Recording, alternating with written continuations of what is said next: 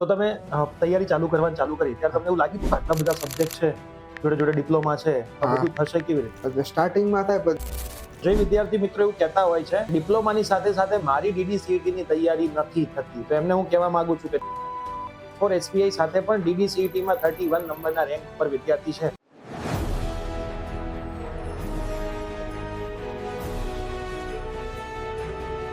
આ વખતનું જે પેપર આવ્યું એમાં સૌથી અઘરું તમને સબ્જેક્ટ કયો લાગે? હવે વિદ્યાર્થીઓ એન્વાયરમેન્ટ, કેમિસ્ટ્રી અને કોમ્પ્યુટરને છોડી દેતા હોય. થોડાક જ માર્ક્સ છે, છેલ્લે કરી લઈશું, પછી એમાં માર્ક્સ કપાતા હોય છે. એમાં તમારે શું? જે કોમ્પ્યુટરની એન્વાયરમેન્ટ છે ને એને લોકો બહુ ઓછી પ્રાયોરિટી આપે, પણ જે ટોપમાં જે વિચારતા હોય કે મારે ટોપ 10માં ટોપ 50માં લેવું, એના માટે હવે લોકો કેલ્ક્યુલેટરની પાછળ પડ્યા હોય, ફિઝિક્સમાં શોર્ટકટ કરી લઉં, મેથ્સમાં શોર્ટકટ કરી લઉં. તમારું શું કહેવું છે કે એની જરૂર છે કે બધા જ પ્રશ્નો નોર્મલી સોલ્વ થઈ જાય છે? ના, નોર્મલી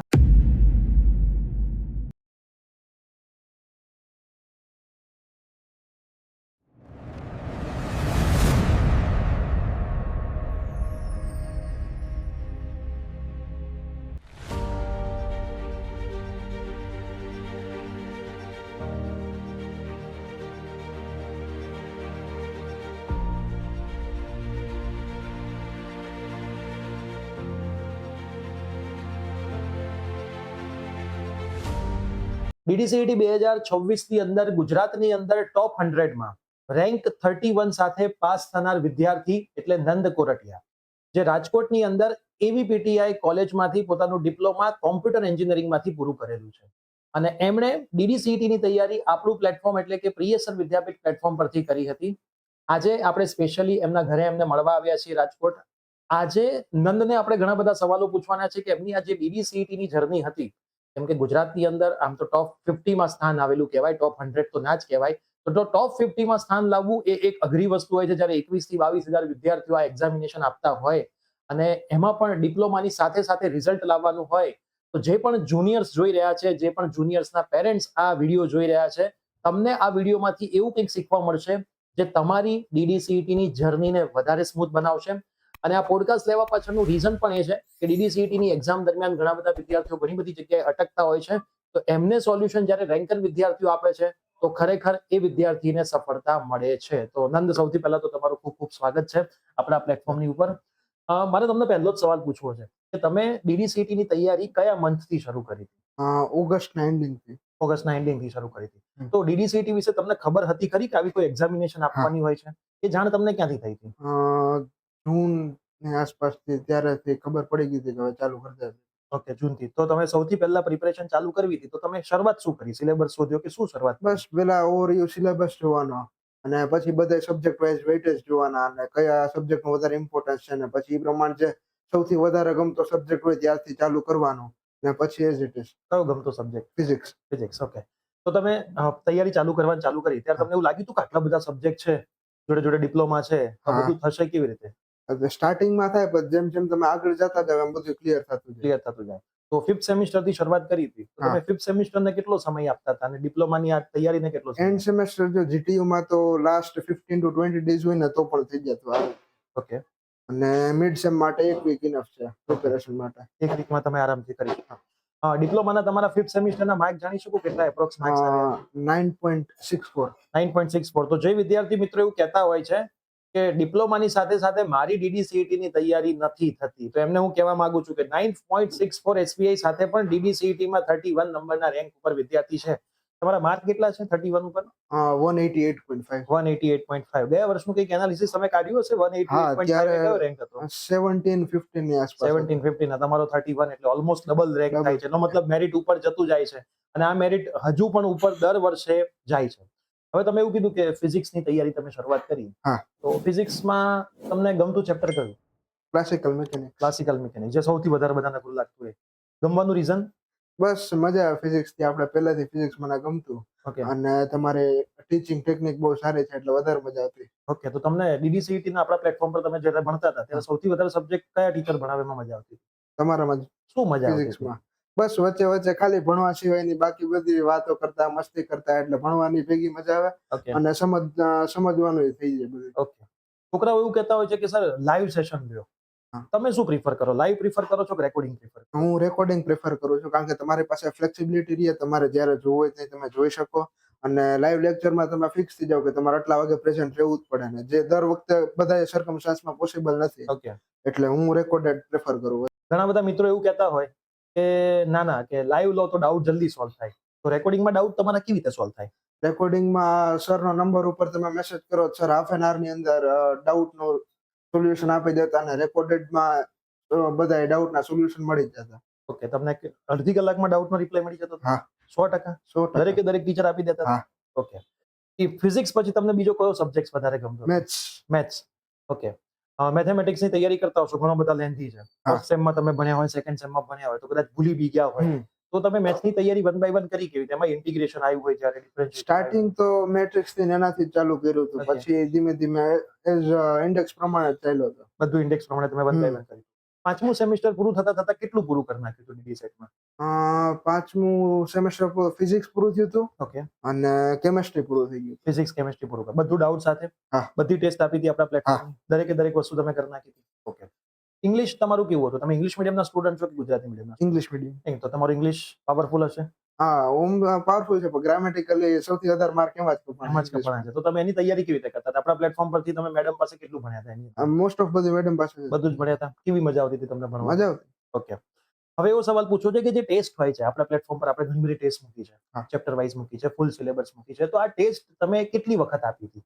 જો પેપર ફૂડ તો મેં બધી એકવાર આપી દીધી. ઓકે. અને જે યુનિટ વાઇઝ જે ટેસ્ટ હતી એ બધી જેમ જેમ પ્રોબ્લેમ આવે, કે સપોઝ કે ઇન્ટિગ્રેશનમાં વધારે પ્રોબ્લેમ હતી તો એ 2 વખત આપી, ઈઝી હોય તો એને ખાલી 1 જ વખત આપી હોય, એ રીતના. ઓકે. Personal preference. ઓકે. અને પેપર તમે આપો ત્યારે તમારે જે પેપરમાં તમને ખ્યાલ આવે કે આ તમને નથી આવડ્યું, હા. તો એનું સોલ્યુશન પછી તમે કેવી રીતે કરતા? એના માટે સર મેં એક એરર બુક બનાવી હતી. જે ક્વેશ્ચન મારે ખોટા પડતા હતા મેં એ બુકમાં લખી લીધા હતા બધા. અને 15 દિવસે 20 દિવસે એકવાર એ આખી બુક રિવાઇઝ કરી લેવાની છે. ઓકે. કઈ ભૂલ થઈ હોય પાછી ન થાય. અને કેટલી વખત રિવાઇઝ કરતા તો યાદ રહી જતું? બસ 3 થી 4 વખત મહિનો છે. ઓકે. અને લખીને પ્રેક્ટિસ કરી હતી બધું જ મેથ્સની? લખીને. તો જે દાખલા વાંચતા હોય છે વિદ્યાર્થીને તમે શું કહેવા માંગશો? મેથ્સ કોઈ દી વાંચી ના થાય જ નહીં, પ્રેક્ટિસ થી જ કરવું પડે. ઓકે. અને આ વખતનું જે પેપર આવ્યું એમાં સૌથી અઘરું તમને સબ્જેક્ટ કયો લાગ્યો? સૌથી વધારે એ સબ્જેક્ટ કે એવા બધા ઈઝી જ હતા, પણ ફિઝિક્સ થોડું કન્સેપ્ચ્યુઅલ વધારે હતું, ન્યુમેરિકલ ઓછા, એટલે સ્ટુડન્ટને વધારે એ ટફ લાગ્યું. ઓકે. અને જે ઓર્ડર એ લોકોએ ચેન્જ કરી નાખ્યો હતો એનાથી એટલો બધો કઈ મેટર ન એનાથી કરે. તમને ફૂલ સિલેબસ ટેસ્ટ તમે મિક્સમાં આપ્યું એટલે તમને એ વાંધો ન આવે. વાંધો ના આવે. ઓકે. આપણી ડીડીસીટી દર્પણની બુક છે માર્કેટમાં, તમે પરચેસ કરી હતી? હા. એમાં કેટલી સોલ્વ કરી હતી તમે બુક? એમાં જે સ્ટાર્ટિંગના એમસીક્યુ નહોતા કર્યા, જે ડુ ઇટ યોરસેલ્ફ વાળા પાછળના જેટલા ક્વેશ્ચન હતા ને મેં બધા યુનિટ બધા સોલ્વ કરી નાખ્યા હતા. તો બુક વિશે શું કહેશો? કેવી છે બુક? એમાં શું સુધારો કરવો જોઈએ?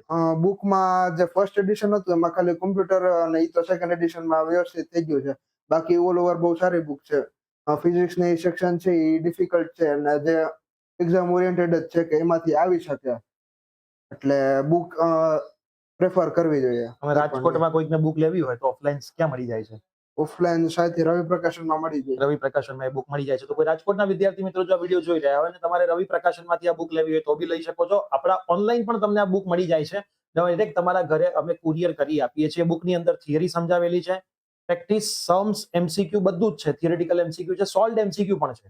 એટલે અમે એક્ઝેક્ટ કેલ્ક્યુલેશન માર્યું હતું, 4200 થી વધારે એમસીક્યુ અલગ અલગ સબ્જેક્ટના થઈને ટોટલ એમસીક્યુ છે. તો તમારી એમસીક્યુ ની પ્રેક્ટિસ માટે તમે સરસ રીતે આ બુકને પ્રિફર કરી શકો છો.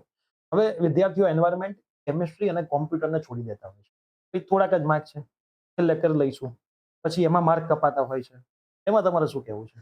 જે કોમ્પ્યુટરની એન્વાયરમેન્ટ છે ને એને લોકો બહુ ઓછી પ્રાયોરિટી આપે, પણ જે ટોપમાં જે વિચારતા હોય કે મારે ટોપ 10માં ટોપ 50માં લેવું, એના માટે એન્વાયરમેન્ટના કોમ્પ્યુટર બહુ ઇમ્પોર્ટન્ટ છે. કારણ કે તમે ગમે એટલી ટ્રાય કરો તો મેથ્સ ફિઝિક્સમાં 1 થી 2 ક્વેશ્ચન તો તમારે ખોટા પડે જ, અને એને તમારે બેકઅપમાં રિકવરી માટે એન્વાયરમેન્ટના કોમ્પ્યુટર જ યુઝફુલ છે. એન્વાયરમેન્ટ ને કોમ્પ્યુટર યુઝફુલ છે. અને હવે આપણો સબ્જેક્ટ આવે છે, ફરીથી આપણે પહેલા સબ્જેક્ટ ઉપર જઈએ છીએ, ફિઝિક્સ અને મેથેમેટિક્સ ઉપર. ફિઝિક્સ અને મેથેમેટિક્સ અને ઇંગ્લિશ આ 3 સબ્જેક્ટનું વેટેજ મેક્સિમમ છે. તો કોઈ એક સબ્જેક્ટને પ્રિપેર કરતા કેટલો સમય જોઈએ? ફિઝિક્સ એને પ્રિપેર કરતા કેટલા સમયમાં? ફિઝિક્સ માટે જો સરખા પ્રોપર ડેડિકેશનથી તૈયારી કરો ને તો 1.5 મંથમાં ફિઝિક્સ થઈ જાય. 1.5 મંથમાં ફિઝિક્સ થઈ જાય છે. હવે તમે આખી જર્ની તમે ઓગસ્ટથી ચાલુ કરી અને તમારી તો બહુ ખેંચાઈ એક્ઝામ, પાછી એક્ઝામ ગઈ. તો આ બધા સમયગાળામાં એક્ઝામ કેન્સલ થઈ હોય, એક્ઝામ પાછી ગઈ હોય, પછી એક્ઝામમાં ઓર્ડર ચેન્જ થઈ ગયો હોય, તો આ બધી વસ્તુમાં ક્યારે એવું લાગ્યું કે આટલું બધું તકલીફો થઈ રહી છે, મૂકી દઈએ, ડીડી સેટની તૈયારી નથી કરવી? ના ના સર, એવું તો પહેલેથી વિચાર્યું જ નતું, કારણ કે ટાર્ગેટ આપણે પહેલેથી ટોપ 50 ની અંદર રાખેલો હતો. અને Okay. આવા બધા એક્ઝામ ડિલે ને એ તો કઈ ને આપણે ઓપોર્ચ્યુનિટી ગણી શકીએ કે વધારે પ્રિપેરેશન અને રિવિઝન કરવા માટેનો ટાઈમ મળે, એ સારી વસ્તુ કહેવાય. ઓકે, અને ક્યારેક વાંચતા વાંચતા એવું થાય કે આજે ટેસ્ટ આપીને માર્ક ના આવ્યા, પેપર ફોડ આપી, ચલો પેપર ફોડમાં 200 થી 150 માર્ક આવી ગયા. હા. ઓલમોસ્ટ તમારા પેપર ફોડમાં કેટલા માર્ક આવતા હતા? ઓલમોસ્ટ સ્ટાર્ટિંગમાં જ્યારે મેં ચાલુ કર્યું ને પેપર ફોડ 1 થી, ત્યારે 145 થી ચાલુ કર્યું. 145 થી તમારા. પછી ધીમે ધીમે ગ્રેજ્યુઅલી ઇન્ક્રીઝ થતા ઓકે, એ બિટવીન તમે આપણી ઓફલાઈન એક્ઝામિનેશન હા. અમદાવાદ આપવા આવ્યા છો, એમાં તમારા કેટલા માર્ક આવ્યા? અત્યારે મારા 175 માર્ક્સ 175, અને અત્યારે તમારા માર્ક આવ્યા 180. 88.5. મતલબ તમે ઓફલાઈન એક્ઝામિનેશન આપો તો તમને આઈડિયા આવે કે તમે અહીંયા છો અને તમે એ લેવલ સુધી પહોંચી શકો છો. આપણું પ્લેટફોર્મ દર વર્ષે એક ઓફલાઈન એક્ઝામનું આયોજન કરશે. જે વખતે ડીડીસીટી જે મંથમાં હશે એ મંથમાં આયોજન કરશે.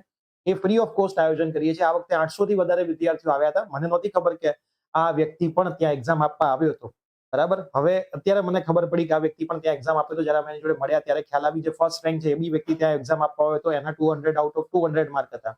તો આ એક્ઝામિનેશન તમે ઓફલાઈન આપો ત્યારે તમને આઈડિયા આવે કે તમારા આટલા માર્ક્સ આવે છે. હવે જે ખૂટે છે કરવાનું છે. મતલબ 175 માર્ક્સ આવ્યા હતા તો 25 માર્ક ખૂટે છે. ક્યાં ખૂટે છે, શું ખૂટે છે, એના ઉપર એમણે ફોકસ કર્યું એક્ઝામ પછી તે 188 સુધી પહોંચ્યા. તો તમે પણ તમારી જગ્યાએ ગમે ત્યાં ઓફલાઈન એક્ઝામિનેશન થતી હોય ત્યાં 100% ઓફલાઈન એક્ઝામિનેશન આપવા જવું જ જોઈએ. એમાં તમને એક્સપિરિયન્સ હશે કે ઓફલાઈન એક્ઝામિનેશન કેવી રીતે થાય છે, પ્લસ તમારો માઇન્ડસેટ ને એક્ઝામ વખતે થતી તકલીફો બધું જ તમને ત્યાં ખ્યાલ આવશે. હવે તમારી આખી જર્નીની અંદર તમારા પેરેન્ટ્સનો શું રોલ રહ્યો છે? બહુ વધારે રોલ છે, કારણ કે કોઈ દિવસ મને વાંચતો હોય ત્યારે ડિસ્ટર્બ કરવા નથી, કોઈ દી મને ડાઉટ નથી કર્યો કે નંતુ વાંચતો નથી કે એ રીતના. બહુ ઓકે, હેલ્પફુલ. અને તમે સવારે વાંચતા હતા કે રાત્રે વાંચતા? રાત્રે. રાત્રે વાંચો. કેટલા સુધી ખેંચી નાખતા રાત્રે? બસ સબ્જેક્ટ હોય એના ઉપર. ઓકે, ફિઝિક્સ હોય તો 3-4 વાગી જાય. 3-4 સુધી તમે ફિઝિક્સ ખેંચી નાખતા હતા. ફિઝિક્સમાં કેટલા પ્રશ્નો ખોટા પડ્યા તમારા? એક જ ખાલી, કયો પ્રશ્ન ખોટો પડ્યો? જે ઓલો રેઝિસ્ટન્સ વાળો. એક જ ક્વેશ્ચન ફિઝિક્સમાં ખોટો પડ્યો છે. આ વખતનું પહેલું ફિઝિક્સનું પેપર એવું હતું, હું મારી પોતાની વાત કર દઉં, કે છેલ્લા 3 જે પેપર હતા, એક સેમ્પલ પેપર ને 2 પેપર, એ ફિઝિક્સના પેપર સોલ્વ કરતા મારે 10 મિનિટ થતી. આ વખતે પહેલી વખતે 10 મિનિટ ઉપર મારે મિનિટો થઈ. પહેલી વખત ફિઝિક્સનું પેપર સારું આવ્યું. એમાંય પહેલો પ્રશ્ન મેં જોયો ફિઝિક્સનો, બીજો પ્રશ્ન સોલ્વ કરવા ગયો ત્યારે તો મને ખબર પડી કાં તો કંઈક નવું જ પૂછ્યું છે. પછી આખું પેપર જોયું ત્યારે મને ખબર પડી કાં તો ઓર્ડર ચેન્જ થઈ ગયો છે. તો દરેકે દરેક વિદ્યાર્થી મિત્રો, હવે તમારે રેડી રહેવું પડશે કે પેપરની અંદર એવું તો કંઈક નવું થશે જે તમને ખબર જ નહીં હોય. હવે લોકો કેલ્ક્યુલેટરની પાછળ પડ્યા હોય છે. બરાબર, ફિઝિક્સમાં શોર્ટકટ કરી લઉં, મેથ્સમાં શોર્ટકટ કરી લઉં. તમારું શું કહેવું છે કે એની જરૂર છે કે બધા જ પ્રશ્નો નોર્મલી સોલ્વ થઈ જાય છે? ના, નોર્મલી બધા જ ક્વેશ્ચન સોલ્વ થઈ જાય. તમારે સૌથી પહેલા એ જ મેથડ શીખવી પડે, જે ઓરિજિનલ હોય એ જ. ઓકે, પછીથી જો તમારે ટાઈમ રિડ્યુસ કરવો હોય કે એના માટે તમે કેલ્ક્યુલેટરનો યુઝ કરી શકો. ઓકે. અને જુનિયર્સ જે હવે એક્ઝામ આપવાનો હોય, કોઈ પણ વર્ષમાં આપવાનો હોય, એમને તમે શું કહેવા માંગશો કે DBCET-માં એવી તો કેવી રીતે તૈયારી કરે કે કદાચ તમારા કરતાંય સારો સ્કોર હજી મેળવી શકે?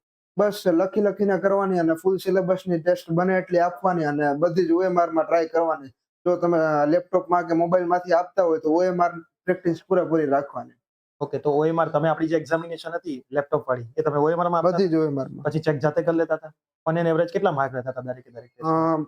જે છેલ્લે 1 મંથ બાકી હતું ને, ત્યારે મારા 165-170 ની આસપાસ આવતા હતા. ઓકે, અને પછી જે એમાં મિસ્ટેક થતી એ બધા MCQ લખીને જોતું જવાનું ને રિવાઇઝ કરતું રહેવાનું, એટલે એમાં પાછી ભૂલ ન થાય. અને ગ્રુપમાં પ્રિપરેશન કરતા હતા કે એકલા એકલા પ્રિપરેશન કરતા હતા? ગ્રુપમાં કહી શકો. હા, રુદ્ર હતો જે, હા. અમે જોડે જ હતા, બધા એક જ ક્લાસમાં સાથે જ પ્રિપેરેશન કરતા. તો તમને આ DDCET-ની જર્નીની અંદર તમારી કોલેજ કયો સપોર્ટ તમને કરતી હતી?